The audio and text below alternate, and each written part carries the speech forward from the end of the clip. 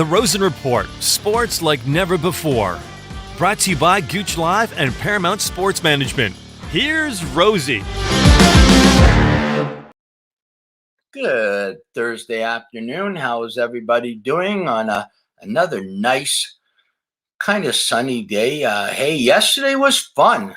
Gooch Live at the bottom line. We were outside. Jordan LaRoche, the Fanshawe kid, myself, and Gooch out there in the nice sun at the bottom line. Wayne Cowley, he's open again, not inside. But guys, if you want to get out there and you can have a refreshment, you can have something to eat. The bottom line is incredible.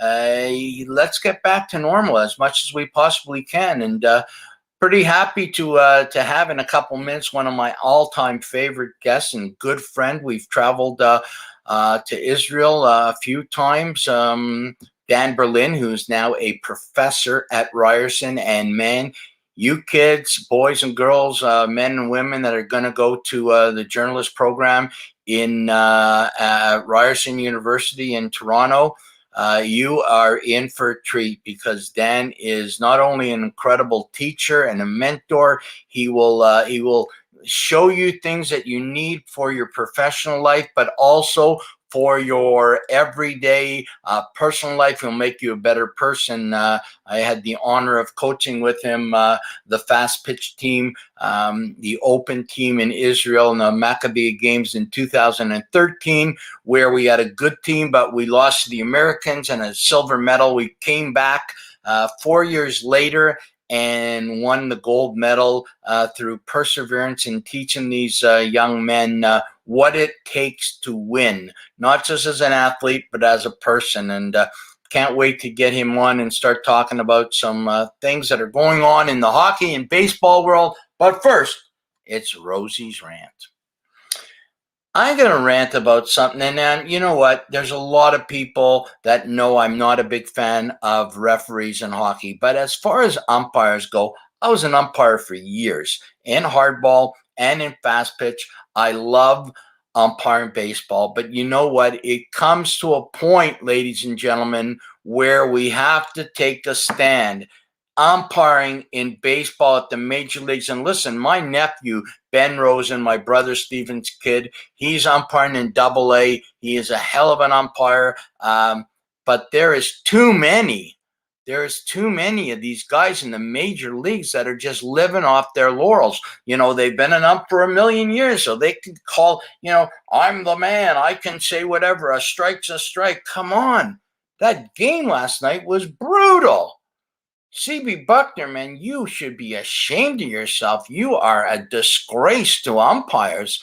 I'm going to ask Dan what he thinks, and he may not agree with me, but I absolutely think that some of these umpires, Joe West, you've been around for 1,000 years. It's time to go. Some of them are just absolutely dreadful.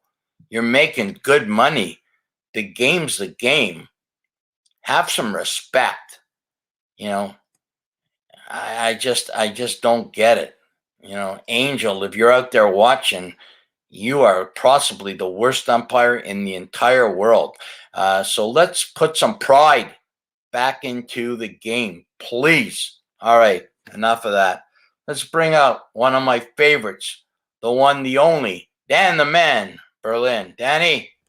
Hey, what's going on? Hey, what do we got here? Hey, I just bit off an old classic. Yours looks like in great shape. I wear mine every single day. Yeah, I got the bright lights on it today. It's reflecting nicely. But this just for everybody at home. Thanks for having me, Rosie. And this is what we wore together when we won the gold medal back, I guess, 4 years ago at the Maccabi games in Israel when we were last together. So I think we're two of the only ones who have these. So it's always nice to pull it out and represent. Yeah. And we were wearing them. I remember when we were wearing an actual uniform the first game, and then you came to me. It was like 1,000 degrees out every day, and said, "Hey, let's just wear our tops, and then wear the uniform from the waist down." And man, did we? If I'm correct or not, we only lost one game that entire tournament. Correct, to the Israelis? That's right. Yeah, we just won one game, lost one game in the round robin, but otherwise swept the table. That's pretty magical ride. Hard to imagine already. Yeah. 4 years Hey, of let's get your opinion. You've been around baseball a long time. You love the game. It might be one of your favorites. You play hardball, you coach, you manage. What's your thoughts on the umpiring? And I don't know if you got a chance to watch the game last night. Yeah. Like, just isn't me? Do I just have a thing for bad umpiring, or did you think that last night's game and this year it's been a little crazy? I mean, I think, obviously umpires, referees are targets and they're under a microscope in every single call. And of course we have, it's the replay, super slow-mo and everything in between in terms of being able to dissect what they do in their craft and if they're right and they're wrong. I look at it like I love umpiring and refereeing. It's a human aspect to it. We'll probably come to a day where the technology will be advanced, where we won't need umpires anymore. But they, to me, are part of the fabric of the game. Now, I had a really interesting experience as a young kid that completely shifted the way I look at umpires for the rest of my life. And if you even remember, Rosie, the reason you and I are such close friends is because of how we met. We met with you umpiring our team and our league in fast pitch in a Toronto-based league, and I have only respect for umpires, and I make that known. And I really, and it's not even for posturing or trying to get calls. It's just about the fact that we're all human beings, and part of playing sport is the thrill of victory and the agony of defeat. And there's good and there's bad. Of course, we need quality umpiring and refereeing to be able, to play the game at the level that we're at. So we need to recognize that there needs to be a standard of quality. But if we look at any of the players and umpires in Major League Baseball, I mean, they're the best of the best.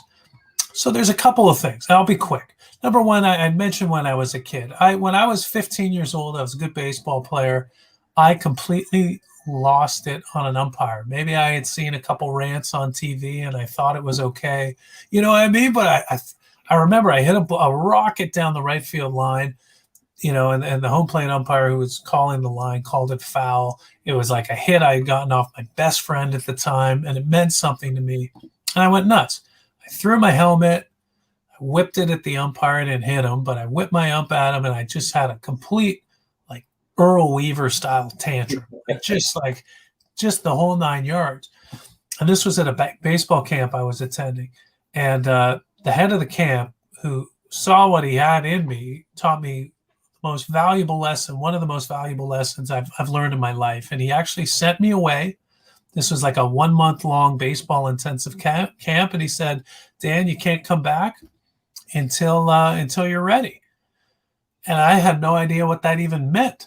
But what he did was he gave me a chance to just kind of sit in my thoughts and realize what was inappropriate about that. And from that day forward, Rosie, never once have I been tossed from a game. Not once. That was at age 15, and I'm age 47 now. And I've taken a total stance. An umpire, in my mind, has never decided the outcome of a game, ever. You play 9 innings, 7 innings, what have you. There's multiple opportunities. And I look at it like, where's the accountability? Is the accountability on what I can do and what I can control? Or am I just looking for a scapegoat, right? Constantly looking to point the finger at how the umpire stiffed me, robbed me, and cost me the game? I don't believe in that mindset. I think it's a cop-out. And at the end of the day, yeah, do umps miss calls? Listen, if Jim Joyce can ruin a perfect game, can ruin a perfect game, and we still see the human side of him come out after Galarraga with Detroit all those years ago. Like, if you can miss that call, calls are going to be missed. Yeah. Where I do draw the line is the umpires they're meant to diffuse.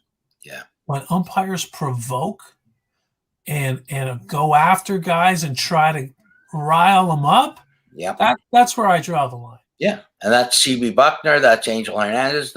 There's the guys that Joe West that should not be in the game anymore. You're a better man than I. And I do remember one thing in Israel. There was a game where I was getting hot in the dugout, and this ump, we were playing in the U.S., and this ump was absolutely dreadful. And I just remember you turning to me and saying, "Hey, you better not get tossed out of this game." And I remember because I don't know whether it was Dan Oster or not, looked at me and said, "Yeah, don't get tossed."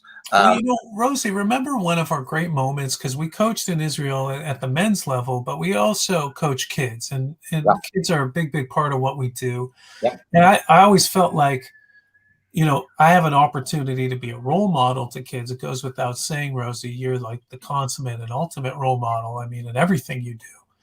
But I remember that game, where one of our fellow coaches, our actual manager, got tossed. Yes. And I was thrust into the role of the coach that game. And we were down almost double digits in runs. Yep. And even though, we didn't get a couple calls, and we were down big, and I just said, hey, we can win this game. It's up to us. Yep. Everything else, the umps, everyone else, that doesn't matter. Do you guys believe we can win?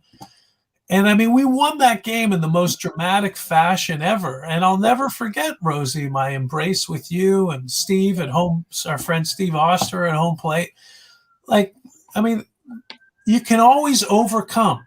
Bad umpiring to me is a challenge. It's an opportunity. It's not the chance to just say, oh, the umpire screwed me, so I don't have to take accountability for what's happened here. I remember that day. It was great. It was in Oshawa. It was the Ontarios. We came back to win 10-9, and then the sky opened up with the biggest rainstorm you could imagine. It was that was quite a night. We should have a reunion show one of these days, just on the great things that happened over the years. We might have to find Todd Betsy somewhere in Canada. I think in Edmonton somewhere. Let's talk Blue Jays. We're going to end it with hockey, but let's talk the Blue Jays right now, where they are. Obviously, the team is not living up to their potential, although the bats and some of the players are having all-star seasons right now. Pitching is a big problem. What do you do if you're Ross Atkins to this pitching staff? Because it's, people are blaming the manager, but he can only manage what he has, Dan. Yeah, I mean, it's funny because it's a young team. I still say they're a young team. They obviously made the playoffs last year in that, sort of strange season. And there's, immense amounts of potential here. But really, it comes down to pitching and defense. I mean, what are we seeing? The good. I mean, we're watching Vladimir Guerrero and Bo Bichette turn into superstars right before our eyes. I mean, these two players have the potential to be the two best players to ever don a Blue Jays uniform. So I'm enjoying that. And even in just watching last night's tough loss against the Yankees, the 3-2 loss, where they had second and third, nobody out, Guerrero leading off with a single, and then Teoscar Hernandez doubling him over to third, and they couldn't cash even the tying run. You see the frustration, right? You see in Guerrero just how much he wants to win. There's a wonderful parting shot. It was the other night where they lost a tough game. I believe it was in Boston. Another tough one. Like, they're losing all the one-run games. They're losing all the heartbreakers.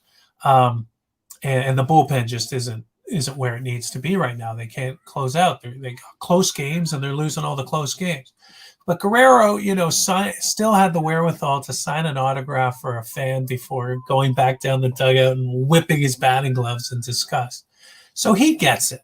Like the core guys, they get it. And I'm impressed by him. Listen, they're still hovering around 500. They're not, they're not the Baltimore Orioles. They're not 15 games below 500. Yes, hopefully they get Merriweather back. He can help them on the back end. Ryu just doesn't look as good as he's looked, but Robbie Ray and Steve Matz have both been pretty impressive by and large to this point. It's a long season. They're kind of up against the ropes right now. I always say when you're weathering it, just hang in there. Just try to stay above water, which is 500, in hopes that you can get healthy, get on a roll, and see where it goes. If you remember, 2015. Yeah. What was the Blue Jays record when they acquired Troy Tulowitzki from Colorado before they acquired David Price? Do you remember? Yeah, it wasn't very good. It was 50-51. Yeah. They were a 500 ball club. Yeah. And then they said, I think we've got what it takes to put us over. Now, that was obviously a more veteran-laden club.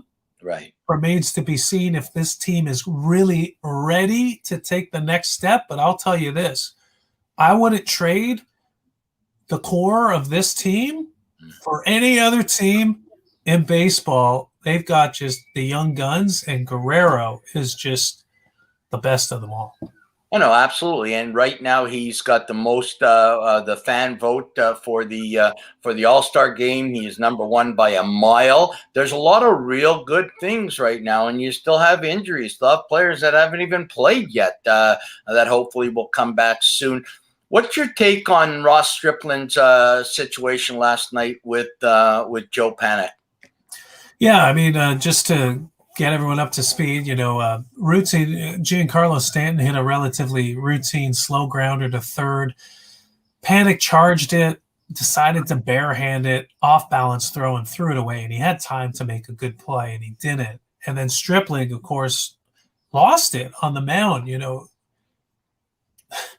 Rarely will you ever see a player, really take on another player and call someone out for something they've done in the field. I mean, I remember as a Blue Jays fan, Dave Stieb was ultra competitive and he'd give you a look, right, if you weren't up to scratch. But rarely would you see somebody. I mean, we saw Ross Stripling flailing his arms just like in disgust. There was also a shot later where he went into the dugout and I guess tried to make amends. But here's the thing, and actually Joe Siddall on the broadcast made a great point, and he said it. Listen, there's no place for that. But again, even if we bring it back, Rosie, very quickly to the umpire debate, accountability. Player who makes the error, trust me, they know better than anybody what they've done. And now you have to ask yourself, if you're the type of person who wants to call out somebody else, what does that say about you? What do you expect if you make an error or if you do something? How would you like to be treated? So my moniker in life, dating back to my days at the CN Tower, is, hey, treat people the way you like to be treated.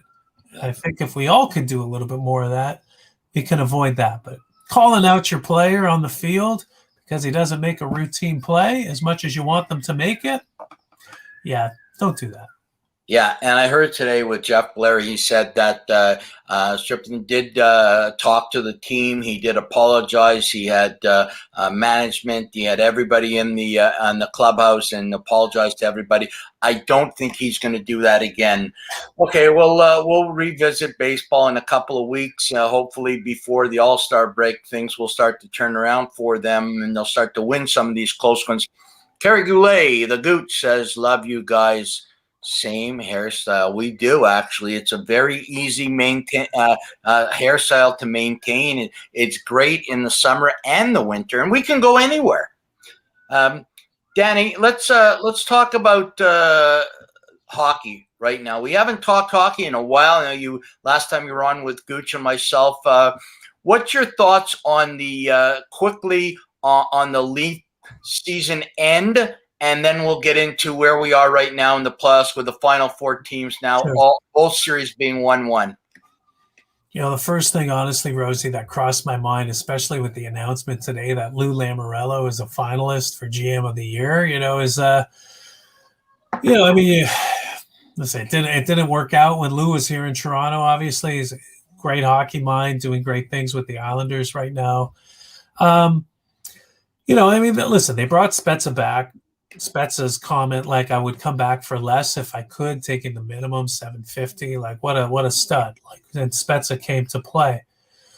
I love the core. I mean, for me, it was losing Tavares. I think when the team lost its way, you lose your captain. There's sometimes going to be a price to pay there.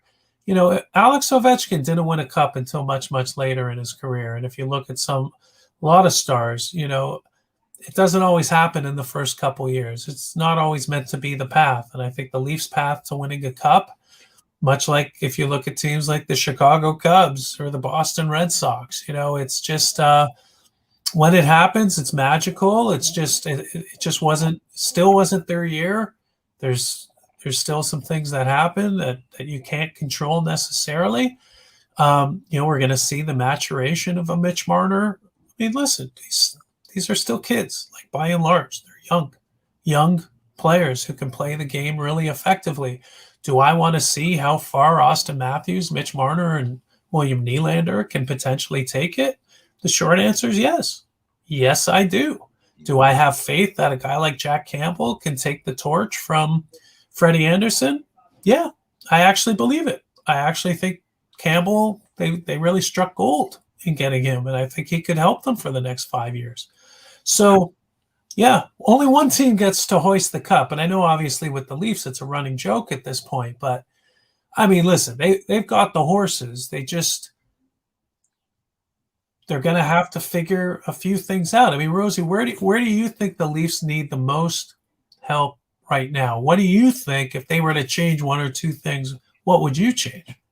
I think they need a stud defenseman. I think if they can pick up Chris Driedger in goal as a 1-2 with Campbell, I think Driedger and Campbell will be good enough. If they get a guy like that who's available and not expense, I would love to see them re-sign Hyman. I don't think they're going to be able to. I think offensively they're fine. They have more than enough young talent. But I really think Jordan Scott Mrazek is available. That would be a good one too. But I think defense, I think they need another stud defenseman because Morgan Rielly did not impress me at all in the playoffs. So, and they're very close. I think the biggest problem, sorry to interrupt there, they had an opportunity this year that may not come along as easy next year with the North. And I'll let you respond, but I want to talk to you about the Canadiens taking that opportunity and doing something that nobody thought they could do. So what you were going to respond to me to what I said about defense? Yeah, I was just going to say, oftentimes we talk about goaltending, and obviously the Montreal conversation begins, between the pipes with Price. But, if you do look at like what Victor Hedman, means to Tampa, what, Pietrangelo means to Vegas, what guys like Weber and Petrie mean to Montreal. I mean, listen, Riley's amongst that group. He can be, but if he's not, giving it at the level that you need, that anchor on the blue line to bring it, then yeah, it can definitely create a void. I mean, remember the Leafs may have had a chance to get Alex Pietrangelo and they didn't. And now, granted, he scored 2 goals in a loss to Montreal last night, but what a contributor he's been in leading that defense corps. Yeah. Yeah. So let's talk about Montreal. They take the opportunity and I gave them no chance, as most people did against the Leafs. And then again, I gave them no chance again against the Winnipeg Jets. And even against Vegas, I said, no, they've come a long way. Even if Carey Price plays world-class like he is, he's proven he's still the best goalie in the world, there's no way they're going out in 4, maybe 5. But they played very well in game 1, despite the fact that they lost 4-1. They played real well last night. And Price, he is just incredible. Like the amount of action that Vegas had in the last 5 minutes, and Price shut the door. What's your opinion on that? Well, I think you nailed it. I mean, Price shut the door. So you've got a chance to win a game, and you've got the right person in goal. You've got arguably right now, the best goaltender in the game right now, and I mean, I think most people would even say in conversation, he's your Olympic goalie. He's Carey Price, he's a Hall of Famer. So you're right. You're riding that. But there's obviously a lot going on in Montreal where they just believe they've got young guys stepping up. They've got a really nice mix with the vets there. Their blue line is solid. I mean, there's just something happening. It's pretty obvious, that Montreal has the ability to go potentially all the way. Whether they do or not, listen, you get some bounces. Obviously, on paper, Vegas is the superior team, so that over a course of 7 games may play out. We'll see. But let's just, you got to tip your hat where you got to tip your hat to, and then Montreal is on quite a run here, and wow, like you said, I don't think any of us really saw it coming. Well, the bottom line, and you've been a part of teams like that, and I have also, is it doesn't matter what the general public says. It doesn't matter what the media says. It matters when that dressing room door shuts, what the guys in that room think. And the guys in that room think they can win, and they're playing for each other. They know that Price is the best, and he's playing phenomenal. They got a young coach in Dominique Duchamp who's coaching to a level that everybody that knew him knew he could. Most people that didn't know him think, who is this young French guy who's only coached in the junior ranks? But he's got the young guys believing. He's got the vets like Corey Perry is just taking this team and going, boys, we're getting garbage goals, and we're going to do whatever we can offensively to let our goalie stand on his head. And I'm telling you that there's been only 2 games in this series, but this series could go 7, and it is enjoyable. Every minute of it is enjoyable. Let's talk about Tampa and the Islanders. Tampa is trying to do something that has not been done in a long time, back-to-back. I thought they could do it without a problem, and then you just see the Islanders that just won't go away. Do you think the Islanders have a chance to win this series? And if not, can Tampa repeat for the first time since Pittsburgh's done it ages? Yeah, I mean, I do like Tampa to win the series, and that's not taking nothing away from what the Islanders have accomplished and what they bring. I mean, the Islanders are full marks, worthy opponent. And a great team. I do remember, I think when we made some predictions with Gooch and yourself, and we had Brady also talking, like the one thing I felt like I got right, because I mean, a lot of them didn't stick, but the one thing I said is you got to beat Vasilevsky, over a 7-game series. That's as tough as anything there is out there to do.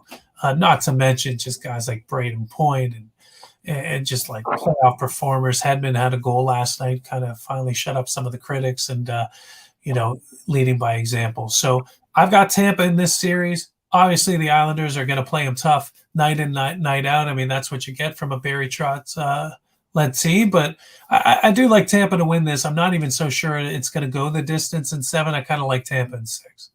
Yeah. Well, originally I called Tampa in 6 and Vegas in 6. I called Vegas to win the cup from before the playoffs started. I don't know. You can't count Montreal out with the way they're playing. Let's end this on this one note. I wasn't going to go here, but I really want your opinion as a professor now at Ryerson. I'm so proud of you.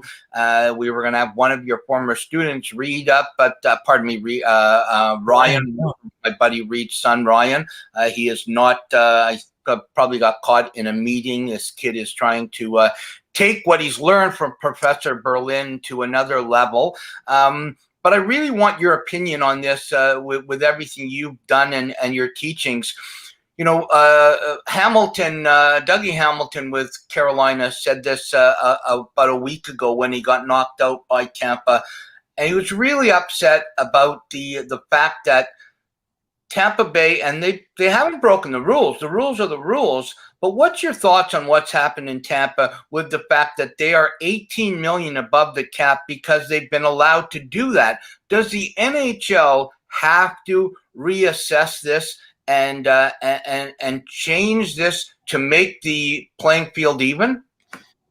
I mean, maybe they do. I mean, getting Kucherov back for the playoffs and not having him count against the cap is obviously, when you're talking about arguably the best player in all of hockey joining you, it seems like a bit of an unfair advantage. But we also talk about long-term injured reserve and how teams have traditionally and historically taken advantage to create cap space.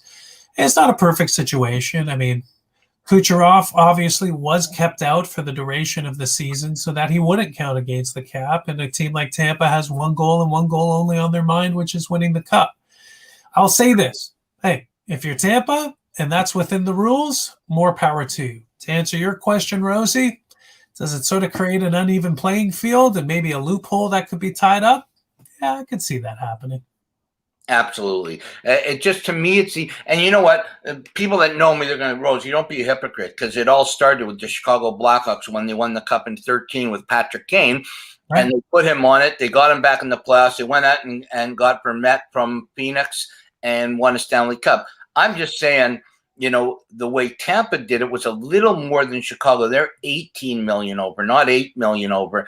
18's a lot. So I think the NHL has to look at it. Ultimately, the Players Association has allowed this to happen. I think Dougie Hamilton got his hand slapped by the other guys to say, hey, you can think this, brother, but you cannot say it. Let's end on what you're going to say to any of your students out there that are you coming back to in-classroom action next year? And if not, what do you say to your students that are taking the summer and getting ready to come back to Professor Berlin next year? Well, thanks. We are hoping production courses right now. They're planning to be back on campus. Obviously, this idea of connection and returning to some sense of what things were like before, and campus life, which is so integral to the student experience. But to any advice I'll say, whatever it is you want to do, the only difference between doing it and not doing it is doing it. So take advantage. If you've got a project you can work on, just anything where you get a chance to do what you love to do, put it out there. And just by putting your work out there, in turn, you're putting yourself out there, and that often leads to opportunities. So I certainly wish everybody well, safe and happy summer, and can't wait to see you in the fall. Absolutely. Dan, Professor Berlin, great to have you back on again. I know you're going on vacation, so we'll get you back on in August, September, and we'll talk as we get closer to the playoffs in baseball. Hopefully, the Blue Jays will have, whether it's a spot in the division or whether it's a wild card spot, all you got to do is make the playoffs. Get to the dance to have a chance to dance is what I say. Dan, have a great vacation. We'll talk to you soon, buddy. Thanks for having me, Rosie. Take care. No problem. Dan Berlin, incredible guy, great teacher, great mentor. If your kids are out there and they're going to be going to Ryerson next year, and Professor Berlin is going to be teaching you, man, you are going to learn a lot. I wish Ryan had a chance to pop up and say hi, because he could have been the perfect guy to tell you what he's learned from Dan Berlin, because I know I've learned a lot from him. Anyways, another great show to have the opportunity to pick the brain of somebody who knows a lot. I love that. It is a beautiful Thursday. There's another hockey game on tonight. Yes, Tampa Bay and the Islanders. It's 1-1. We'll see who wins. I'm going to say Tampa takes a 2-1 lead. We'll see what happens. Hopefully we'll be back. I know we will. I'm not sure when, but very soon again, Gooch and Jordan and myself will be back at the bottom line outdoors to let you know what's going on with Gooch Live and the Rosen Report. Love doing this. Have yourself a great day. Take care of yourself. Take care of others, and God bless. You've been listening to the Rosen Report, sports like never before, with your host, Rosie. Brought to you by Gooch Live and Paramount Sports Management.